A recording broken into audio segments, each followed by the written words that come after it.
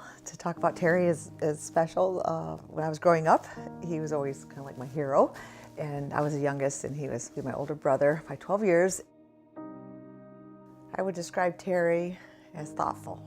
Very charismatic when I met him. Very joyful. He's a very caring individual. Genuinely, he was concerned about you. Very smiley. I always knew him as a very kind, genuine, upfront sort of person. He knew his number was coming up and for to be drafted, and he enlisted earlier. So a couple years went by, and then when he came home, he seemed different. One of his friends was wounded physically, but Terry was wounded inside. And so, as I know many of them come back, when substance abuse becomes a thing, and that so with my brother, and so we watched as he started losing everything. One day I got a phone call, and he said, I kind of had a breakdown. I'm like, it's all right.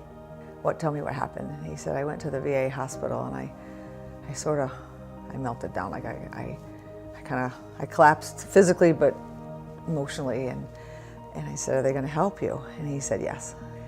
And then as years went on there, then he started observing relationships, how he was being helped, but yet how sometimes communication would break down. So he asked, could he help? So they sent him away and to be trained to become a peer specialist with veterans. And so then he started to counsel. It really became a thing. And so we watched him start declining physically, and he would describe it to us. He'd been through surgeries at the VA hospital. And going from being able to walk regularly to needing a cane, to needing 2 canes, to needing a walker. But my sister in Michigan, who really took great care of Terry, he lived with her for a while. And she said, something's wrong, really wrong. And then one day she called and said, he has pancreatic cancer.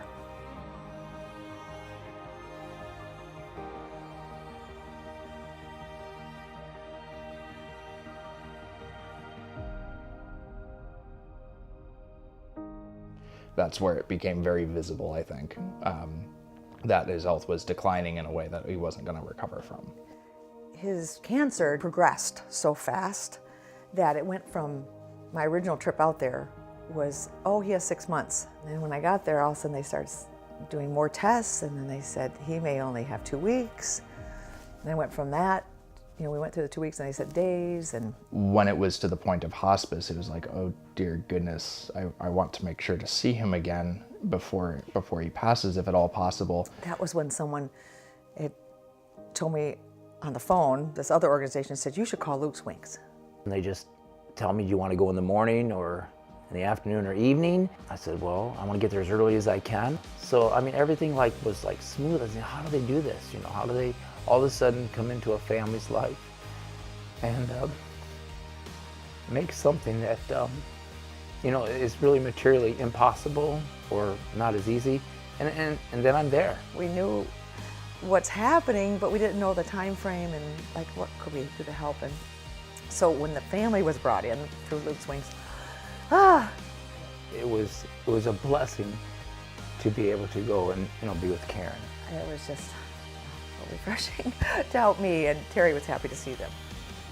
As the whole family has said time and time again, just between conversations with us, everybody has been so grateful for this whole experience. Even just knowing that things like this exist and people like this exist to help bring people together has just been so shocking, but in such a good way. I think that with Luke's Wings, all the people that somehow contribute, whether it's their miles or their finances, to make it possible for Luke's Wings to reach out to people like us and our family, and to bless the veterans like my brother, and to help their families. I just want to say thank you.